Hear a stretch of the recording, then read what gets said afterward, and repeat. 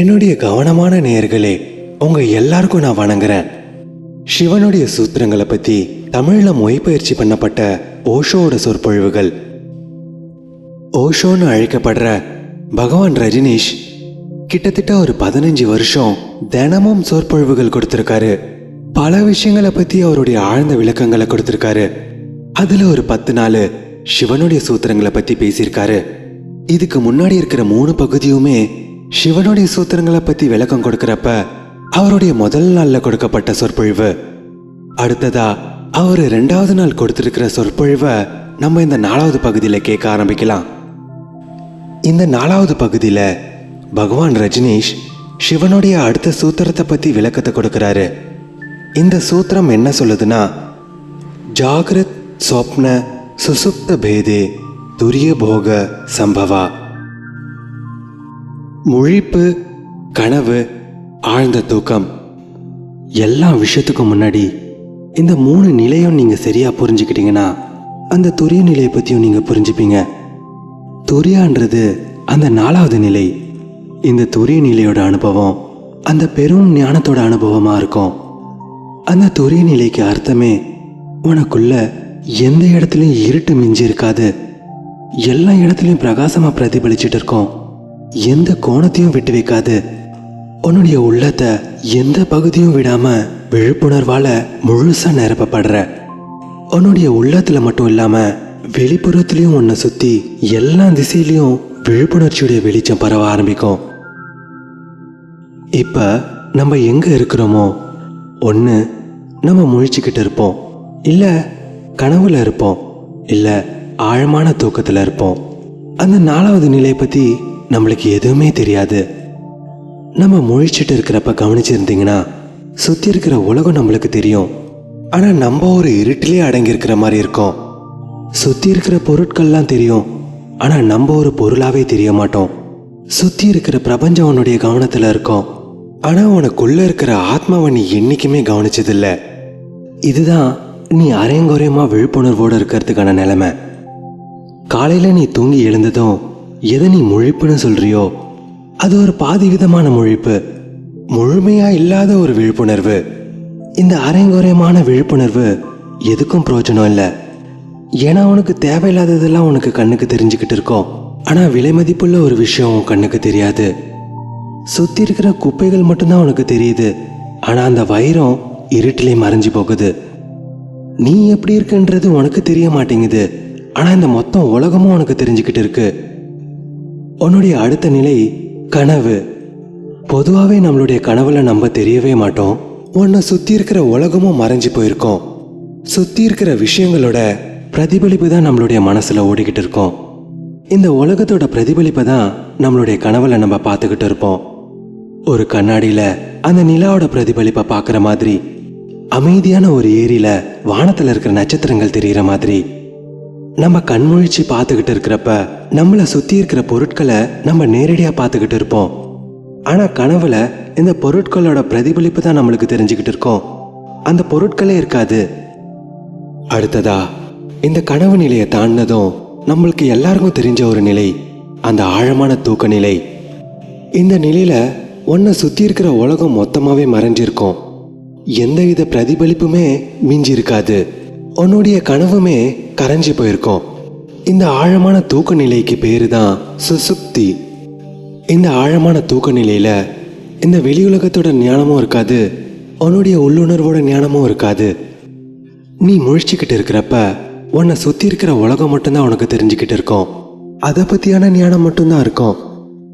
உன்னுடைய விழிப்புணர்வுக்கும் உன்னுடைய ஆழமான தூக்க நிலைக்கும் இடையில உன்னுடைய கனவுல உன்னை சுத்தி இருக்கிற உலகத்தை பத்தி எந்த ஞானமும் இருக்காது. அதுல இருந்து உருவாகின பிரதிபலிப்புகள் மட்டும்தான் உன்னுடைய மனசுல மிதந்துட்டு இருக்கும். அப்புறம் இந்த பிரதிபலிப்புகளை தான் நீ நம்பிக்கிட்டு இருப்ப. அப்புறம் உன்னுடைய ஆழமான தூக்கத்துல இது எல்லாமே மறைஞ்சிருக்கும், எதை பத்தியான ஞானமும் இருக்காது. அடுத்ததா அந்த 4வது நிலைக்கு பேரு தான் துரிய நிலை. ஒரு சிறந்த சித்த நிலை. ஆன்மீகமா எடுக்கிற எல்லா முயற்சியும் இந்த நிலையை அடையிறதுக்காக தான். இது வரைக்கும் நம்மளுக்கு தெரிஞ்ச எல்லா தியான முயற்சியும் எல்லா யோக முயற்சியும் இந்த துரிய நிலையை அடையிறதுக்கான ஒரு பயிற்சி தான். அந்த துரிய நிலைக்கு அர்த்தம் உன்னை சுத்தி இருக்கிற உலகத்தை பத்தியான ஞானமும் இருக்கும், உன்னுடைய உள்ளுணர்வுக்கான விழிப்புணர்வும் இருக்கும். இருட்டு எங்கேயுமே மிஞ்சி இருக்காது, வெளிப்புறத்துலயும் இருக்காது, உள்ளேயும் இருக்காது. முழுமையான ஒரு விழிப்புணர்வா இருக்கும். புத்தர் இதை தான் போதி நிலைன்னு சொல்றாரு. அதேதான் மகாவீரும் இதை ஜெனித்துவம்னு சொல்றாரு. வெளியிலயும் இருட்டு இருக்காது, உள்ளேயும் இருட்டு இருக்காது, எல்லா பக்கமும் ஒளிமயமா இருக்கும். சுத்தி இருக்கிற விஷயங்களும் நம்மளுடைய கவனத்துல இருக்கும், தன்னை பத்தியான கவனமும் நம்மளுக்கு இருக்கும். இப்படி இருக்கிற ஒரு 4வது நிலைய எப்படி அடையணுன்றது தான் சிவனுடைய இந்த சூத்திரம். அதனால இந்த சூத்திரம் என்ன சொல்லுதுன்னா, ஜாகிரத், ஸ்வப்ன, சுசுக்தி, விழிப்புணர்வு, கனவு, ஆழ்ந்த தூக்கம், இந்த 3 நிலைகளையும் நீ முழுசா புரிஞ்சுக்கிட்டனா துரிய நிலையோட அனுபவத்தையும் நீ தெரிஞ்சுப்ப. இந்த 3 நிலைகளை பத்தியும் நம்மளுக்கு தெரியும், ஆனா இன்னும் நம்ம முழுசா தெரிஞ்சுக்கல. நம்மளுடைய கனவுலயே நம்ம மூழ்கி இருக்கிறப்ப நம்ம கனவுல தான் இருக்கிறோன்றது நம்ம எப்பவுமே உணர மாட்டோம். பார்த்துக்கிட்டு இருக்கிற கனவுலயே நம்ம முழுசா இணைஞ்சிருப்போம். காலையில நீ திரும்ப முழிக்கிறப்ப தான் தெரியும் நீ பார்த்துக்கிட்டு இருந்தது கனவுன்னு. நீ முழிச்ச பிறகு கனவுனுடைய நிலை மறைஞ்சு போயிருக்கும். அந்தந்த நிலையில இருக்கிறப்ப அந்த நிலையை விட்டு தள்ளி நம்மளே உணர்றதில்ல. அந்த நிலையிலேயே நம்ம முழுசா முழுகிடுறோம். அதுக்கப்புறம் அந்த நிலையை கடந்த பிறகு உன்னுடைய தூக்கத்திலேருந்து நீ முழிக்கிறப்ப தான் அதை நீ உணர்ற. உன்னுடைய தூக்கம் கலைஞ்ச பிறகு நீ விழிப்புணர்வுக்கான நிலைக்கு வந்துடுவ. உன்னை நீயே நீ முழிச்சிட்டு இருக்கிறன்னு சொல்லிப்ப. ஆனா உன்னை நீயே நீ சரியா கவனிச்சிருந்தீனா இன்னைக்கு நைட்டு நீ திரும்பவும் போய் தூங்குவ. திரும்பவும் கனவு வரும், திரும்பவும் அது கூடவே நீ கலந்துருவ. உன்னுடைய பார்வையில படுற எல்லா விஷயங்களுக்கும் நீ மயங்கிடுற. ஆனா இந்த எல்லா விஷயத்திலையும் முதன்மையா இருக்கிறது உன்னுடைய இயல்பு நிலை மட்டும்தான். இதை எப்படி சொல்லலாம்னா, மழை காலம் வந்ததும் நீ மழையை உணர்ற, வெயில் காலம் வந்ததும் அந்த புழுக்கத்தை உணர்ற, பனிகாலம் வந்ததும் நீ குளிர உணர்ற. மாறிட்டே இருக்கிற காலங்களை நீ வெளிப்புறமா உணர்ந்துட்டு இருக்கிற. ஆனா உன்னுடைய இயல்புன்றது எல்லா விதமான உணர்வுகளையும் விட்டு பிரிஞ்சு இருக்கிறது.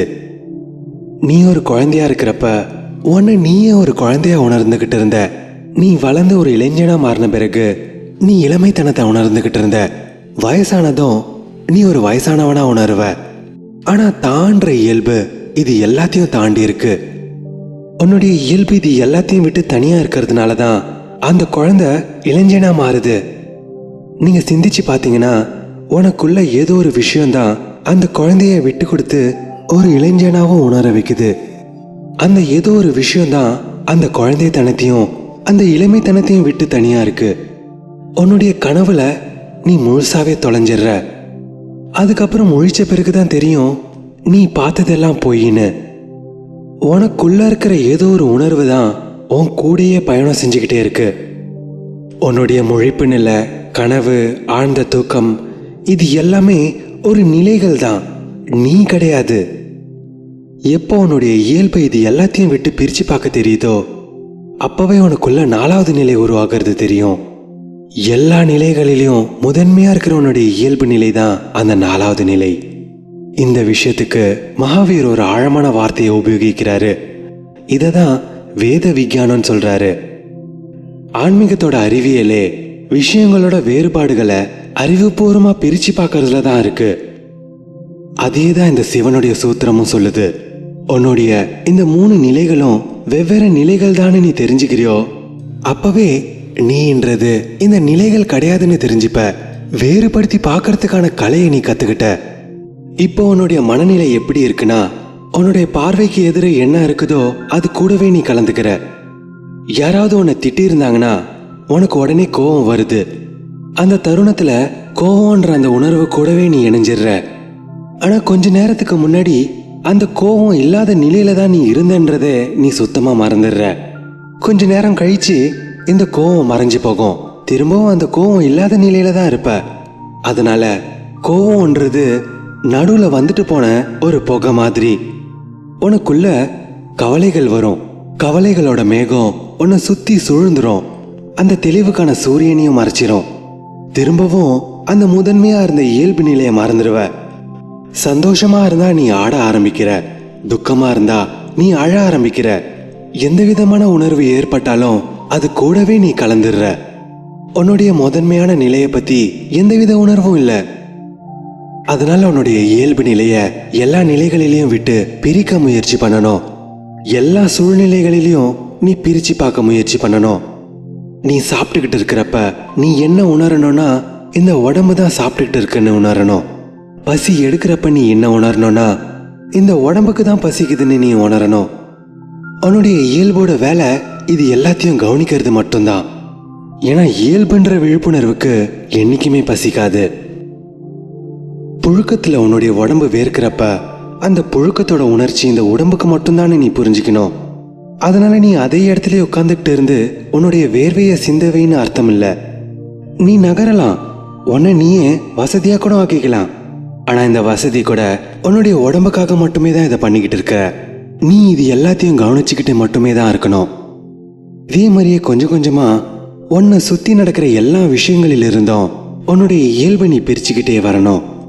உன்னுடைய இயல்பை முதன்மையான நிலையா மாத்துறது ஆரம்பத்துல ரொம்ப கஷ்டமா இருக்கும். ஒரு நிலைகளுக்கும் இடையில இருக்கிற வேறுபாடு ரொம்ப மெலிசானது. நிலைகளோட எல்லைக்கான கோடு தெளிவாவே இல்லை. ஜென்ம ஜென்மமா நீ விஷயங்களோடு பிணைஞ்சு இருக்கதான் கத்துக்கிற, பிரிச்சு பார்க்க முயற்சி பண்ணதே இல்லை. உன்னை சுத்தி இருக்கிற விஷயங்களுக்கு உன்னை நீயே இணைக்க தான் தெரிஞ்சு வச்சிருக்க. பிரிக்கிறத பத்தி நீ சுத்தமா மறந்துட்ட. அந்த விஷயங்களுக்கு நீ பிணைஞ்சு இருக்கிறதுக்கு பேரு தான் அந்த மயக்க நிலை. ஒரு நாள் காலையில முல்லா நஸ்ருதீன் ஒரு ஹாஸ்பிட்டல்ல அவருடைய நண்பர் அட்மிட் ஆயிருக்கிறத பார்த்துட்டு அவருடைய பக்கத்துல உட்காந்துட்டு இருந்தாரு. அவருடைய நண்பர் கண்மொழிச்சதும் முல்லாவை பார்த்துட்டு எனக்கு என்னதான் ஆச்சுன்னு கேக்குறாரு. அவருக்கு எதுவுமே ஞாபகமும் இல்லை. அதுக்கு நஸ்ருதீன் என்ன சொல்றாரு, நேத்து நைட்டு நீ ரொம்ப அதிகமாவே குடிச்சிட்ட. அது மட்டும் இல்லாம ஜன்னல் மேல ஏறி நின்னு என்னால பறக்க முடியும்னு உறுதியா நின்னுக்கிட்டு இருந்த. அதுக்கப்புறம் நீயும் பறந்துட்ட அந்த 3வது மாடியில இருந்து. அப்புறம் என்ன, கை கால் முறியறது நிச்சயம்தான். அவருடைய நண்பர் இதை கேட்டதும் கஷ்டப்பட்டு ஏந்திரிக்க முயற்சி பண்ணி முல்லாவை பார்த்து, நஸ்ருதீன், இது எல்லாமே நடக்கிற வரைக்கும் நீ அங்கேயே தான் நின்றுட்டு இருந்தியா?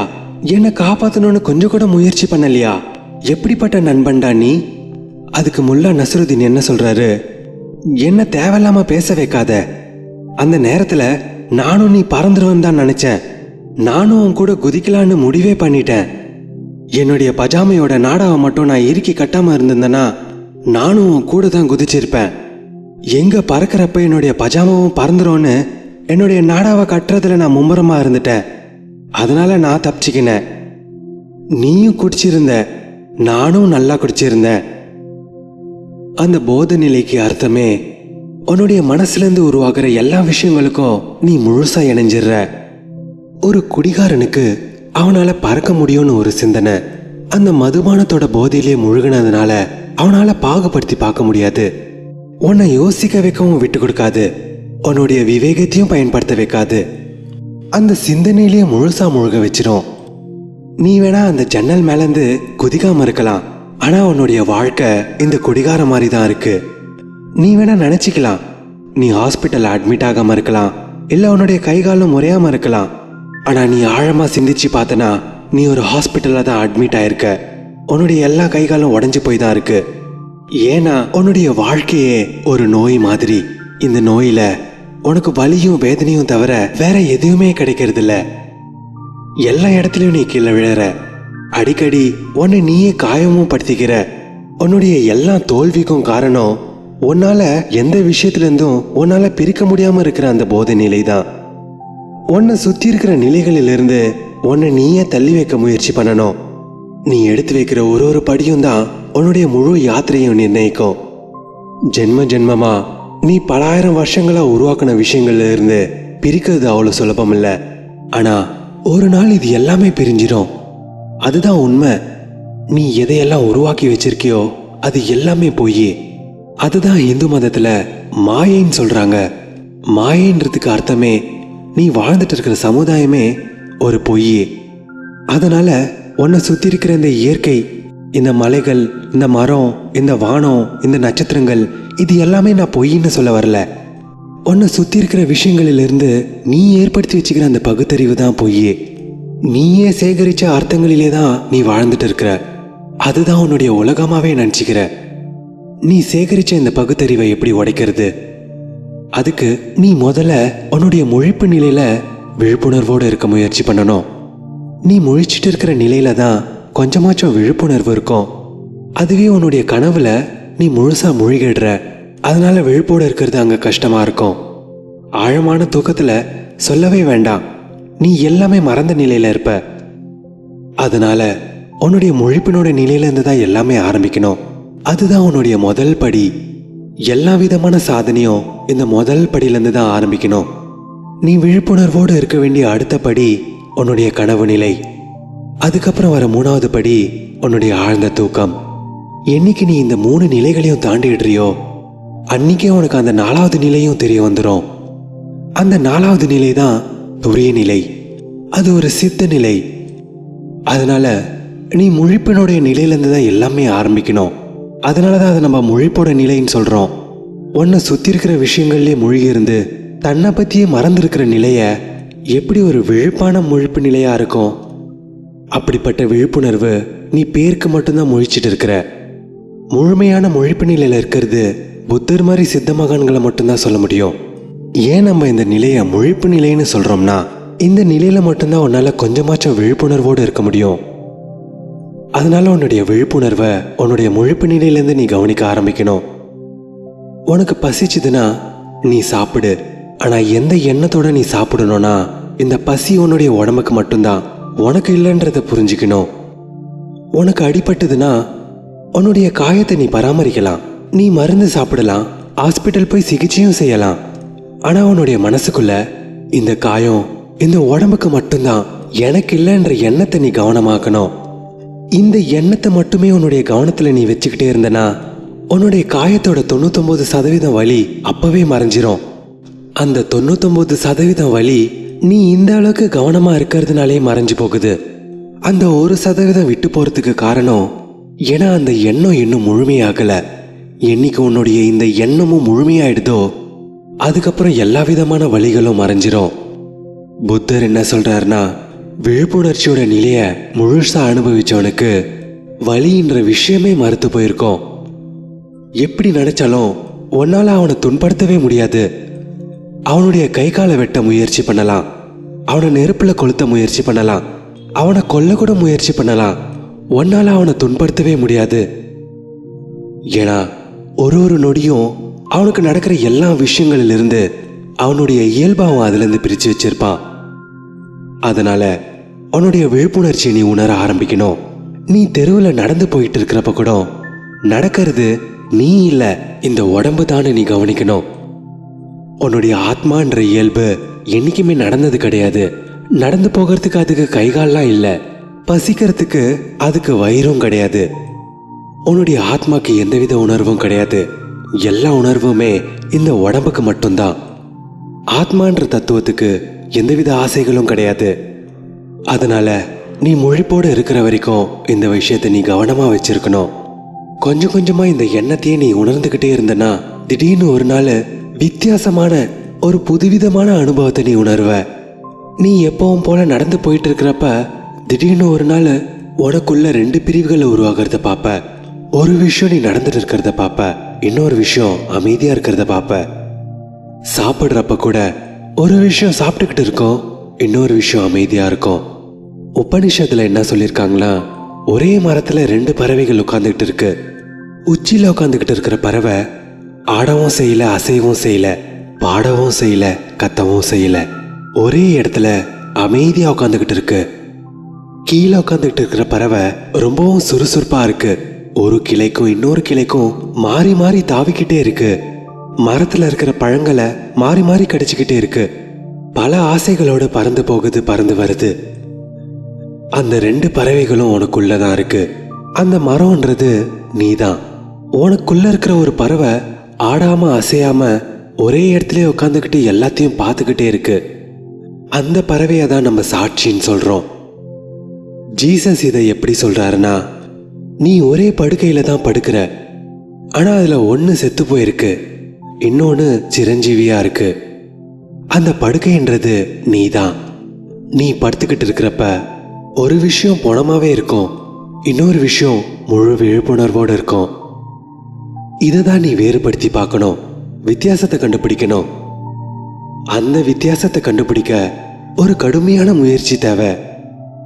நீ காலையில தூங்கி எழுந்ததும் நீ முழிக்கிறதுக்கான முதல் உணர்வு தெரியறப்பயே நீ விழிப்புணர்ச்சியோடவே இருக்க முயற்சி பண்ணணும்.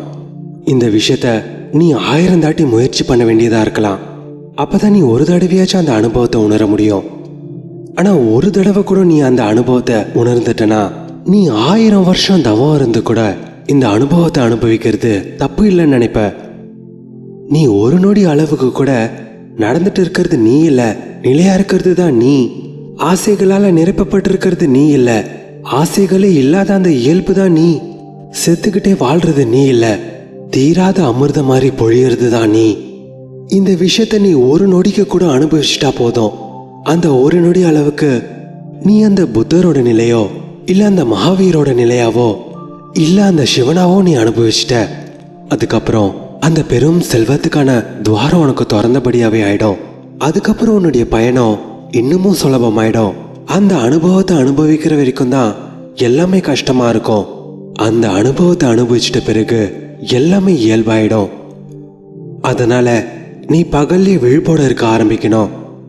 பகல்லே விழிப்போட இருக்க ஆரம்பிக்கிறப்ப தான் கொஞ்சம் கொஞ்சமா உன்னுடைய கனவுலையும் நீ விழிப்புணர்வோடு இருக்க தெரிஞ்சுப்ப. ஜார்ஜ் குருஜியஃப்னு அழைக்கப்படுற ஒரு மனோ தத்துவ ஞானி, இந்த சதியிலேயே மிகப்பெரிய குரு, ஒரு மிகப்பெரிய ஆசிரியர், தன்னுடைய மக்களை பகல்ல எப்படி விழிப்புணர்வோடு இருக்கணும்னு சொல்லி கொடுத்துட்டு இருந்தாரு. அதுக்கப்புறம் கனவுலையும் எப்படி விழிப்புணர்வோடு இருக்க சொல்லி கொடுத்தாரு. அவருடைய இந்த பயிற்சிக்கான முயற்சியே நீ எப்பெல்லாம் தூங்க போகிறியோ உன்னுடைய மனசுல நீ இந்த விஷயத்த மட்டும் ஞாபகம் வச்சுக்கிட்டே இருக்கணும். உன்னுடைய கனவு நிலை ஆரம்பிக்கிறதுக்கு முன்னாடியே முழிப்போட இருக்கிற நிலையில இருக்கிறப்பவே நீ பார்க்கறது எல்லாமே ஒரு கனவுன்னு நினைச்சுக்கணும். உன்னை சுத்தி இருக்கிற எல்லா விஷயங்களையும் நீ பாரு, ஆனா நீ பார்த்துக்கிட்டு இருக்கிறது எல்லாமே ஒரு கனவுன்னு நினைச்சுக்கோ. உன்னுடைய படுக்கையில நீ போய் உட்கார்ந்து தொடரப்ப கூட நீ இது ஒரு கனவுன்னு நினைச்சுக்கணும். உன்னை நீயே தொட்டு பார்க்கறப்ப கூட இது ஒரு கனவுன்னு நினைச்சுக்கணும். நீ தூங்க போகிறப்ப கூட இந்த எண்ணத்தையும் உன்னுடைய மனசுல நீ வளர்த்துக்கிட்டே போகணும். அதுக்கப்புறம் உன்னுடைய மனசுல இந்த எண்ணத்தோட கவனம் தான் தொடர்ச்சியா ஓடிக்கிட்டு இருக்கும். திடீர்னு ஒரு நாள் உன்னுடைய கனவு நிலையில இருக்கிறப்ப இது ஒரு கனவு தான் நீ உணர ஆரம்பிப்ப. இந்த விஷயம் ஞாபகம் வந்ததும் அந்த நொடியிலேயே உன்னுடைய கனவனுடைய நிலையும் உடைஞ்சிரும். உன்னுடைய கனவு நிலை உருவாகிட்டே இருக்க உன்னுடைய கவனம் தேவைப்பட்டுக்கிட்டே இருக்கு. நடு கனவுல உனக்கு ஞாபகம் வரும் இது கனவுன்னு. அதுக்கப்புறம் அந்த கனவு உடைஞ்சு போயிடும். அந்த தருணத்துல ஒரு பேரானந்தமான அனுபவத்தை நீ உணர்வ. அப்பேற்பட்ட ஒரு ஆனந்தமான அனுபவத்தை நீ என்னைக்குமே அனுபவிச்சிருக்க மாட்ட. உன்னுடைய கனவு உடைஞ்சு போயிடும், உன்னுடைய தூக்கமும் கலைஞ்சு போயிடும். அதுக்கப்புறம் ஒரு அற்புதமான வெளிச்சம் ஒன்று சூழ்ந்திருக்கும். ஒரு ஞானியால அவனுடைய கனவை எப்ப வேணா கலைச்சிட முடியும். ஏன்னா அவனுடைய தூக்கத்திலையும் அவன் பார்த்துட்டு இருக்கிறது கனவு தான், அவன் கவனமா இருப்பான். இந்த உலகமே மாயைன்னு சொல்ற ஒரு கருத்து ஆதிசங்கர் அவருடைய வேதாந்தத்திலே சொல்லியிருக்காரு. ஒரு சன்னியாசியா இருக்க முயற்சி பண்றவங்க 24 மணி நேரமும் அவங்கள சுத்தி நடக்கிறது எல்லாமே ஒரு கனவு தான் அவங்களுடைய கவனத்துல இருந்துகிட்டே இருக்கணும். நீ தூங்கிட்டு இருக்கலாம், நடந்துட்டு இருக்கலாம், உட்காந்துட்டு இருக்கலாம், இல்ல வேலை செஞ்சுக்கிட்டு இருக்கலாம், நீ எதுவானா பண்ணிக்கிட்டு இருக்கலாம். இது எல்லாமே ஒரு கனவுன்னு உன்னுடைய ஞாபகத்துல இருந்துகிட்டே இருக்கணும். இப்படி பண்றதுதான் ஒரு செயல்முறை, ஒரு பயிற்சி மாதிரி, ஒரு விதிமுறை மாதிரி. நீ ஒரு 8 மணி நேரமா முழிச்சிட்டு இருக்கிறப்ப நீ பார்க்கறதெல்லாம் கனவுன்னு கவனமா ஞாபகப்படுத்திக்கிட்டே இருக்கிறதுனால நீ தூங்க போன பிறகு கூட உன்னுடைய தூக்கத்திலையும் இது எல்லாமே கனவுன்னு ஞாபகம் இருக்கும். ஆனா நீ இப்ப இருக்கிற நிலையில உன்னால இந்த விஷயத்த ஞாபகமே வச்சுக்க முடியல. உன்னை நீயே சரியா கவனிச்சிருந்தினா இப்ப கூட நீ எல்லாமே நான் சொன்ன அர்த்தத்துக்கு தலைகீழ தான் பண்ணிக்கிட்டு இருக்க. 24 மணி நேரமும் நீ விழிப்போட இருக்கிறப்ப நீ பார்த்துக்கிட்டு இருக்கிறது எல்லாமே உண்மைன்னு நம்பிக்கிட்டு இருப்ப. எல்லாமே உண்மைன்னு நீ நம்புறதுனாலேயே நீ தூங்குறப்ப கூட நீ பார்க்குற கனவுமே உண்மைன்னு நினைச்சுக்கிற. ஏன்னா நீ நம்பின விஷயம் ஆழமா உன்னுடைய மனசுல பதிஞ்சிடுச்சு. கனவு மாதிரி ஒரு பொய்யான விஷயம் வேற என்னவா இருக்கலாம்? நீ பல தடவை உன்னுடைய தூக்கத்திலேருந்து முழிக்கிறப்ப நீ பார்க்குற கனவு எல்லாமே பொய், எதுக்குமே பிரயோஜனம் இல்லைன்னு நினைப்ப. ஆனா திரும்பவும் நீ தூங்க போவ, திரும்பவும் இந்த தப்பு நடக்குது. எதனால இந்த தப்பு திரும்ப திரும்ப நடக்குது? அதுக்கு பின்னாடி கண்டிப்பா ஒரு முக்கியமான காரணம் இருக்கும். அதுக்கு ஒரே காரணம், நீ முழிச்சிட்டு இருக்கிறப்ப பார்க்கறது எல்லாத்தையும் உண்மைன்னு நம்பிக்கிட்டு இருக்கிற. நீ பார்க்குற எல்லா விஷயங்களையும் உண்மைன்னு நம்பிக்கிட்டு இருந்தனா நீ பார்க்குற கனவுமே எப்படி பொய்யா இருக்கும்னு உன்னால நம்ப முடியும். அதனால அதுவும் உண்மைதான்னு நம்பிக்கிட்டு இருப்ப. இந்த கருத்துக்கு அப்படியே எதிர்மறையா இருக்கிறது தான் மாயை. நீ பார்த்துக்கிட்டு இருக்கிறது எல்லாமே பொய்ன்னு நாள் முழுக்க உன்னுடைய ஞாபகத்துல நீ வச்சுக்கிட்டே இருக்கணும். அப்பப்ப நீ மறந்து போகலாம், ஆனா நீ திரும்ப திரும்ப ஞாபகப்படுத்திக்கிட்டே இருக்கணும். திரும்ப திரும்ப உன்னுடைய கவனத்துக்கு இது எல்லாமே பொய்ன்னு நீ ஞாபகப்படுத்திக்கணும். என்ன சுத்தி நடக்கிறது எல்லாமே ஒரு பெரிய நாடகம் நினைச்சுக்கணும். உன்னுடைய வேலை இந்த நாடகத்தை வேடிக்கை பார்க்கறது மட்டும்தான்.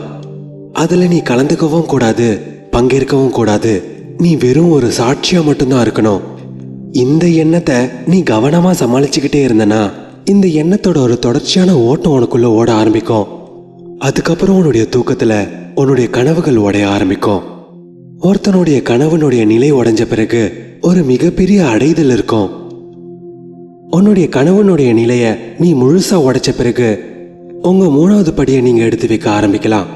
உன்னுடைய கனவு நிலையை நீ முழுசா தோக்கடிச்சிட்ட பிறகு அடுத்ததா உங்களுடைய ஆழமான தூக்க நிலையிலையும் நீங்க விழிப்புணர்வோடு இருக்க ஆரம்பிக்கணும்.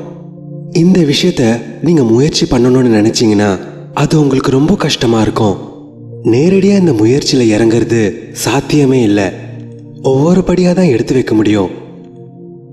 உன்னுடைய கனவுனுடைய நிலை உடைஞ்ச பிறகு உன்னுடைய நினைப்புல வேற எந்தவித காட்சியுமே மிஞ்சி இருக்காது. பகல்ல நீ கண்ணை திறந்து நடந்து போய்கிட்டு இருக்கிறப்ப எவ்வளவுதான் உன்னை சுத்தி இருக்கிற விஷயங்கள் எல்லாமே மாயின்னு நினைச்சுக்கிட்டு இருந்தாலும் உன்னுடைய பார்வையில படுற எல்லா விஷயங்களும் ஒரு காட்சியா உன்னுடைய மனசுல பதியுது. எல்லாமே மாயின்னு சொல்ற ஆதி சங்கராவே ஒரு அறைக்குள்ள போகிறதுக்கு கதவை திறந்து அந்த துவாரத்து வழியா தான் போய் ஆகணும். அதனால ஒரு செவரோட செவரா மறைஞ்சி பிணைஞ்சு போகிறதில்ல. என்னதான் எல்லாமே மாயின்னு சொன்னாலும் பசிச்சா சாப்பாடு தான் சாப்பிட முடியும், கல்லையும் மண்ணையும் சாப்பிட முடியாது இல்லையா? அதனால உன்னை சுத்தி இருக்கிற உலகமே என்னதான் மாயைதான்னு நீ ஆழமா நம்பிக்கிட்டு இருந்தாலும் இந்த உலகம் அழிய போறது கிடையாது. இது இப்படியே தான் இருக்கும். யாராவது ஒரு கல்லை தூக்கி ஓங்கி உன் மண்டையிலே அடிச்சா கண்டிப்பா அடிபடும், உன்னுடைய மண்டை உடையும், ரத்தமும் வரும்.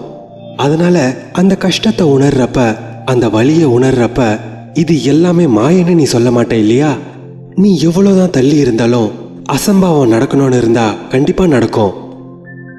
ஆனா உன்னுடைய கனவுல விஷயங்கள் இன்னமும் சுவாரஸ்யமா இருக்கு. அங்க நீ பார்க்கறது எல்லாமே ஒரு மாயை தான். உன்னுடைய கனவு மாயைதான்னு தெரிஞ்சதும் உன்னுடைய கனவுமே தொலைஞ்சு போயிடும். மனசுல பதிஞ்ச காட்சிகளுமே மறைஞ்சிரும். எல்லா காட்சிகளும் மொத்தமா மறைஞ்ச பிறகுதான் உன்னுடைய பார்வைக்கு அந்த பார்வையாளர் தெரிய வரும். உன்னுடைய பார்வைக்கு படுற காட்சிகளே மட்டுமே பார்த்துக்கிட்டு இருக்கிற வரைக்கும் நீ அந்த வெளி உலகத்தை மட்டுமே தான் பார்த்துக்கிட்டு இருப்ப.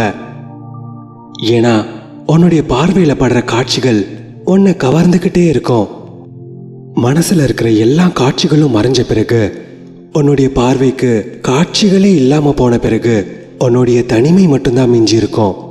அதனாலதான் தியானம் செய்யறவங்க கண்ணை மூடிக்கிட்டே தியானம் செய்வாங்க. இந்த பிரபஞ்சத்தை ஒரு மாயைன்னு சொல்றது ஒரு விதி. இந்த பிரபஞ்சம்ன்றது அழியாத ஒரு உண்மை. அதை பத்தி நீ என்ன நினைக்கிறேன்னு அதுக்கு ஒரு கவலையும் இல்லை. கனவுகள் உருவாகிறதுக்கு காரணம் உன்னுடைய பிரம்ம, நீ இல்லை. கனவுகள் உன்னுடைய பிரம்மையிலிருந்து தான் உருவாகுது. அதனால நீ இரவுல பார்க்குற கனவு கூட உன்னுடையது. ஒரு மிகப்பெரிய புரட்சிகரமான விஷயம் எப்போ நடக்குதுன்னா உன்னுடைய கனவுகளே நீ உடைக்கணும்னு முயற்சி பண்றப்பதான். உன்னுடைய கனவு உடைஞ்ச பிறகு பார்க்கறதுக்கு வேற எதுவுமே மிஞ்சி இருக்காது. ஒரு திறந்த வானமே தெளிவா இருக்கிற மாதிரி. எல்லா நாடகமும் முடிஞ்சு போயிருக்கோம். வீட்டுக்கு திரும்பறதுக்கான நேரமும் வந்துருச்சு. எவ்வளவு நேரம் தான் நீயும் சும்மா உட்காந்துட்டு இருக்கிறன்னு நினைப்ப. அந்த தருணத்துல தான் திடீர்னு உன்னுடைய பார்வை உன்னுடைய உள்ளத்தை நோக்கி திரும்ப ஆரம்பிக்கும். ஏன்னா வெளியில பார்க்கறதுக்கு வேற எதுவுமே மிஞ்சி இருக்காது, தேடுறதுக்கும் வேற எதுவுமே மிஞ்சி இருக்காது, யோசிக்கிறதுக்கும் வேற எதுவும் மிஞ்சி இருக்காது. கடைசியில எந்த காட்சிகளும் இல்லாத ஒரு காலியான நிலையில இருப்ப. எந்த கவனத்தோட ஆற்றலை நீ பார்க்குற திசையில செலுத்திக்கிட்டு இருந்தியோ அதே கவனம் உன்னை நோக்கி திரும்ப ஆரம்பிக்கும். தன்னை நோக்கியே கவனத்தை செலுத்துற ஆற்றல் தான் தியானம். எப்ப இந்த கவனம் தன்னை நோக்கி திரும்புதோ அப்போ உன்னால அந்த ஆழமான தூக்கத்திலையும் விழிப்புணர்வோடு இருக்க முடியும். சுசுப்தியில உன்னுடைய இயல்பு மட்டும்தான் இருக்கும். சுத்தி இருக்கிற பிரபஞ்சமும் இருக்காது, உன்னுடைய கனவுகளும் இருக்காது. நீ இந்த 2 நிலைகளிலையும் மாட்டிக்கிட்டு இருந்ததுனால தான் நீ அந்த ஆழமான தூக்க நிலையோட மயக்கத்துல இருந்த. எல்லா தடுப்புகளும் உடைஞ்ச பிறகு உன்னுடைய பார்வையில படுற விஷயங்களுக்கு நீ எந்த சம்பந்தமும் உருவாக்க மாட்ட.